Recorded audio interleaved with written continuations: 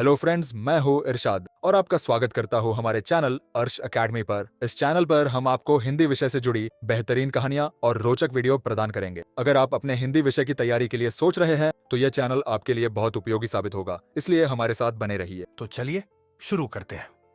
आज हम आपको सुनाने जा रहे हैं क्लास 10th के हिंदी की एक बेहतरीन कहानी, जिसका नाम है नागरी लिपि। इस कहानी के लेखक हैं गुणाकर मूल्य। गुणाकर मूल्य का जन्म 1935 ईस्वी में महाराष्ट्र के अमरावती जिले के एक गांव में हुआ। उनकी प्रारंभिक शिक्षा दीक्षा ग्रामीण परिवेश में हुई। शिक्षा को भाषा मराठी थी। उन्होंने मिडिल स्तर तक मराठी पढ़ाई भी। फिर वे वर्षा चले गए और वहां उन्होंने 2 वर्षों तक नौकरी की, साथ ही अंग्रेजी व हिंदी का अध्ययन किया। फिर इलाहाबाद आकर उन्होंने गणित विषय में मैट्रिक से लेकर एमजो A0 तक की पढ़ाई की। सन 2009 में मूल्य जी का निधन हो गया।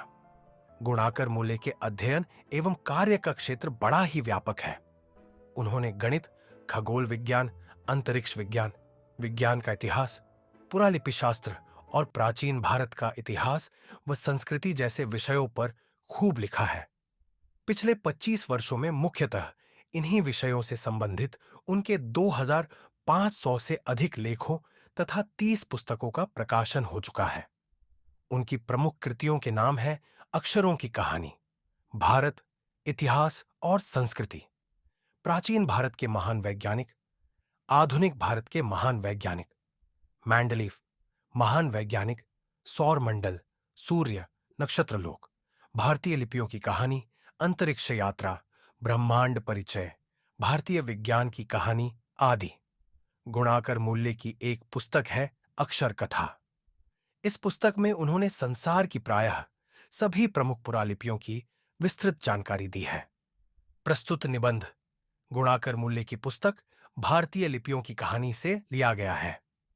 इसमें हिंदी की अपनी लिपि नागरी या देवनागरी के ऐतिहासिक विकास की रूपरेखा स्पष्ट की गई है। यहाँ हमारी लिपि की प्राचीनता, व्यापकता और शाखा विस्तार का प्रवाहपूर्ण शैली में प्रामाणिक आख्यान प्रस्तुत किया गया है। तकनीकी बारीकियों और विवरणों से बचते हुए लेखक ने निबंध को बोझिल नहीं होने दिया है तथा सादगी और सहजता के साथ जरूरी ऐतिहासिक जानकारियां देते हुए लिपि के बारे में हमारे भीतर आगे की जिज्ञासाएं जगाने की कोशिश की है। अब यहां से यह कहानी शुरू होती है। जिस लिपि में यह लेख छपा है उसे हम नागरी या देवनागरी लिपि कहते हैं। करीब 2 सदी पहले पहली बार इस लिपि के टाइप बने और इसमें पुस्तकें छपने लगी, इसीलिए इसके अक्षरों में स्थिरता आ गई है। हिंदी तथा इसकी विविध बोलियां देवनागरी लिपि में लिखी जाती है। हमारे पड़ोसी देश नेपाल की नेपाली, खसकुरा व नेवारी भाषाएं भी इसी लिपि में लिखी जाती है। मराठी भाषा की लिपि देवनागरी है। मराठी में सिर्फ एक अतिरिक्त एल अक्षर है।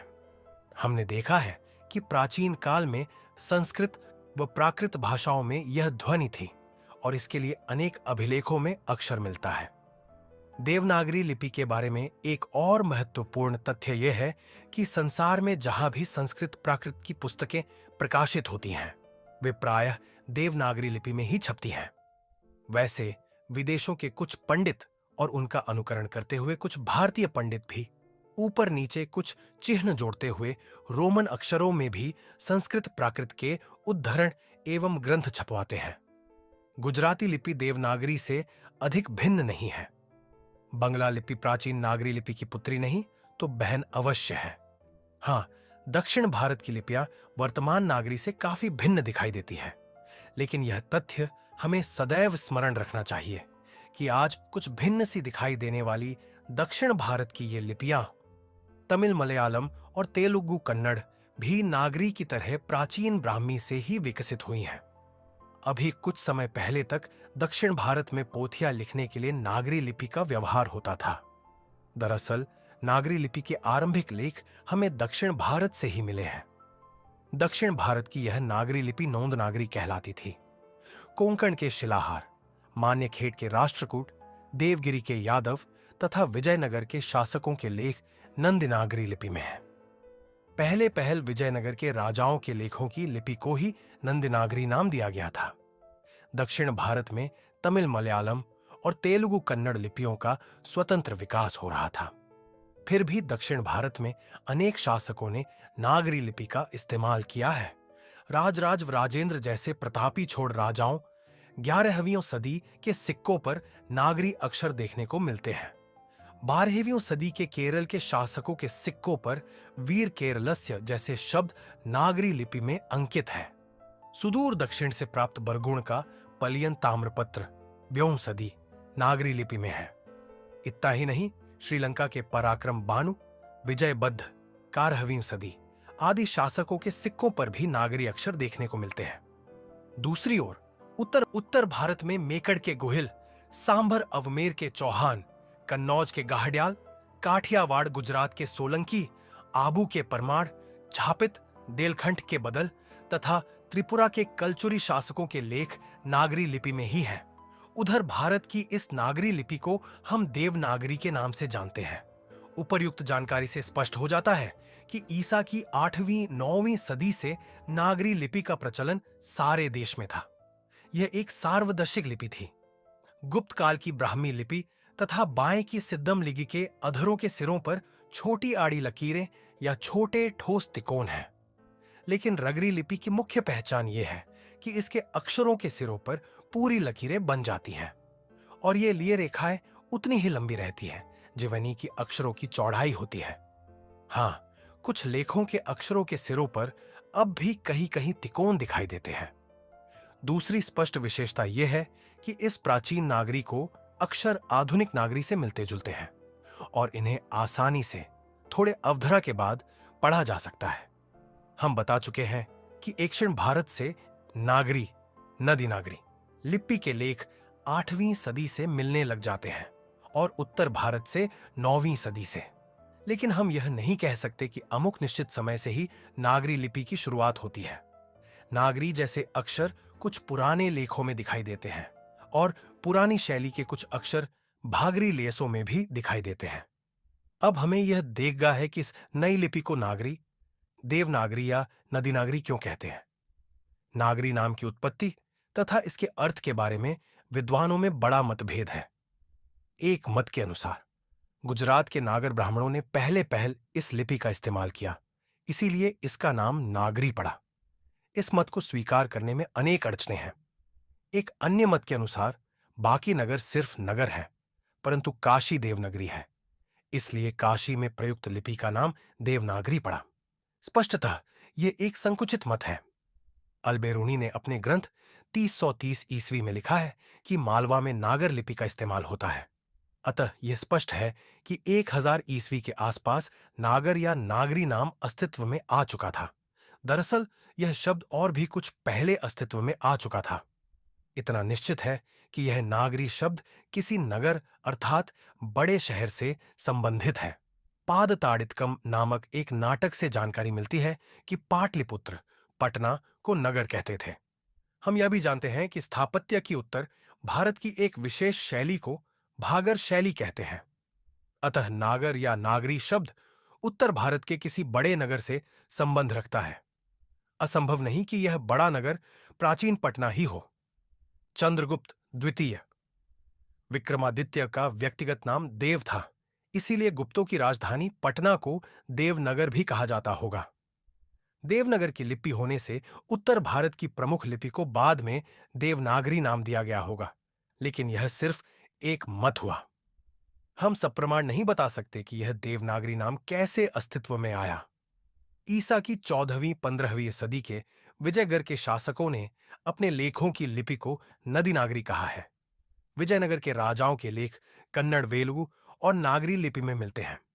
जानकारी मिलती है कि विजयनगर के राजाओं के शासनकाल में ही पहल वेदों को लिपिबद्ध किया गया था। यह वैदिक साहित्य निश्चय ही नागरी लिपि में लिखा गया होगा।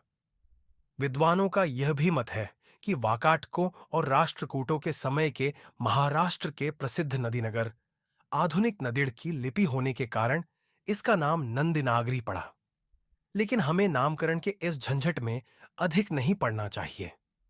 यह किसी नगर विशेष की लिपि नहीं थी, क्योंकि ईसा की 8वीं से 11वीं सदियों में हम नागरी लिपि को पूरे देश में व्याप्त देखते हैं। उस समय यह एक सार्वदेशिक लिपि थी।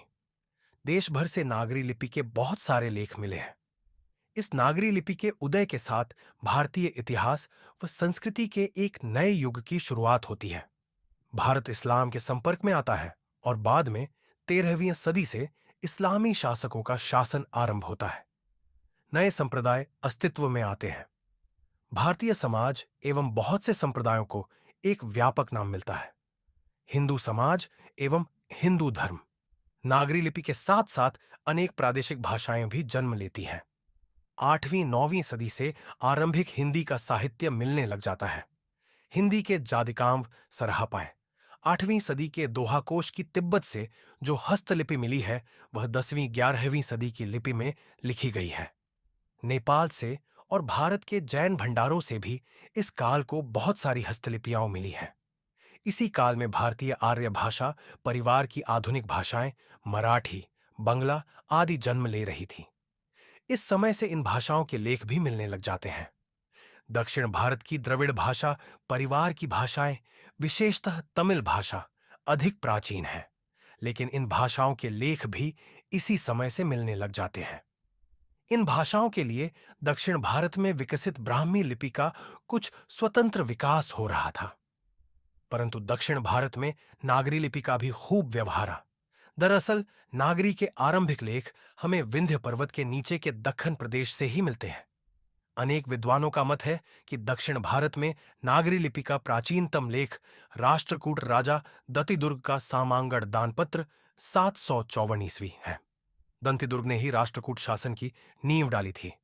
ये राष्ट्रकूट शासक मूलतः कर्नाटक के रहने वाले थे और इनकी मातृभाषा कन्नड़ थी, परंतु थे खानदेश विदर्भ में बस गए थे। दविदुर्ग के बाद उसका चाचा कृष्ण प्रथम राष्ट्रकूटों की गद्दी पर बैठा।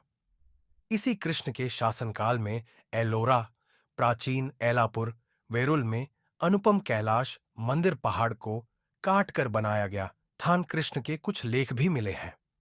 9वीं सदी में अमोधवर्ष एक प्रख्यात राष्ट्रकूट राजा हुआ। इसी अमोधवर्ष ने राष्ट्रकूट की नई राजधानी मान्यखेड़, मालखेड़ की नींव डाली। अमोघवर्ष के शासनकाल में ही जैन गणितज्ञ महावीराचार्य 850 ईस्वी ने गणितसार संग्रह की रचना की थी। ईसा की 8वीं सदी में पश्चिम महाराष्ट्र के कोंकण प्रदेश में शिलाहारों का राज्य स्थापित हो गया था। 11वीं सदी में इनकी एक शाखा का राज्य कोल्डापुर सातारा प्रदेश में भी स्थापित हो गया था। इन शिलाहारों के अनेक नागरी लेख मिले हैं। 11वीं सदी से नागरी लिपि में प्राचीन मराठी भाषा के लेख मिलने लग जाते हैं। अक्षी कुलाबा जिला से शिलाहार शासक केशीदेव प्रथम का एक शिलालेख 1012 ईस्वी मिला है, जो संस्कृत मराठी भाषाओं में है और इसकी लिपि नागरी है। परंतु दीवेआगर रत्नागिरी जिला ताम्रपट पूर्णतः मराठी में है। इसे मराठी का आद्य लेख माना जाता है। गागरी लिपि में लिखा गया यह ताम्रपट 1060 ईस्वी का है। कर्नाटक प्रदेश का श्रवणबेलगोल स्थान जैनों का एक प्रसिद्ध तीर्थ स्थल है। यहाँ गोमटेश्वर का भव्य पुतला खड़ा है। इस स्थान से विविध भाषाओं और लिपियों के अनेक लेख मिले हैं। यह है श्री गंगराजे सुत्ताले करवियले। श्री गंगराजा ने परकोटा बनवाया। एक अन्य नागरी लेख में लिखा है श्री छावुंडरा ने करवियले। ये लेख दक्षिणी शैली की नागरी लिपि में है। देवगिरी के यादव राजाओं के नागरी लिपि में बहुत सारे लेख मिलते हैं। यादव राजा रामचंद्र 13वीं सदी के ताम्रपत्र में ए और ओ की मात्राएं अक्षरों की बाईं ओर है। कल्याण के पश्चिमी चालुक्य नरेशों के लेख भी नागरी लिपि में है। उड़ीसा कलिंग प्रदेश में ब्राह्मी की एक विशेष शैली कलिंग लिपि का अस्तित्व था, परंतु गंगवंश के कुछ शासकों के लेख नागरी लिपि में भी मिलते हैं। नागरी लिपि के लेख न केवल पश्चिम तथा पूर्व भारत से बल्कि सुदूर दक्षिण भारत से भी मिले हैं। दक्षिण भारत के पांड्य प्रदेश से राजा बरगुण के पल्लियम ताम्रपत्र मिले हैं। प्रथम ताम्रपत्र तमिल से शुरू होता है, परंतु इसकी दूसरी ओर से नागरी लिपि संस्कृत भाषा का लेख शुरू होता है। यह ईसा की 9वीं सदी का है। उत्तर भारत में पहले पहल गुर्जर प्रतिहार राजाओं के लेखों में नागरी लिपि देखने को मिलती है। अनेक विद्वानों का मत है कि ये गुर्जर प्रतिहार बाहर से भारत आए थे। ईसा की 8वीं सदी के पूर्वार्ध में अवंती प्रदेश में इन्होंने अपना शासन सखाड़ा किया और बाद में कन्नौज पर भी अधिकार कर लिया था। मिहिर भोज, महेंद्रपाल आदि प्रख्यात प्रतिहार शासक हुए। मिहिर भोज 840 से 88 ईस्वी की ग्वालियर प्रशस्ति नागरी लिपि संस्कृत भाषा में है। धारा नगरी का परमार शासक भोज अपने विद्यानुराग के लिए इतिहास में प्रसिद्ध है, परंतु इस शासक के बहुत कम अभिलेख मिले हैं। इस राजा के बंसवाड़ा और बेतमा दानपत्र क्रमशः कोंकण विजय तथा कोंकण विजय धर्व के अवसरों पर दिए गए थे। बेतमा इंदौर के समीप, दानपत्र 1020 ईस्वी का है। हमने उन्हीं आरंभिक नागरी लेखों की संक्षिप्त चर्चा की है जो देश के विभिन्न भागों से मिले हैं। 12वीं सदी के बाद हम उत्तर भारत के सभी हिंदू शासकों को देवनागरी लिपि का इस्तेमाल करते हुए देखते हैं। हमने यह भी देखा है कि कुछ इस्लामी शासकों ने भी अपने सिक्कों पर नागरी लेख अंकित किए हैं।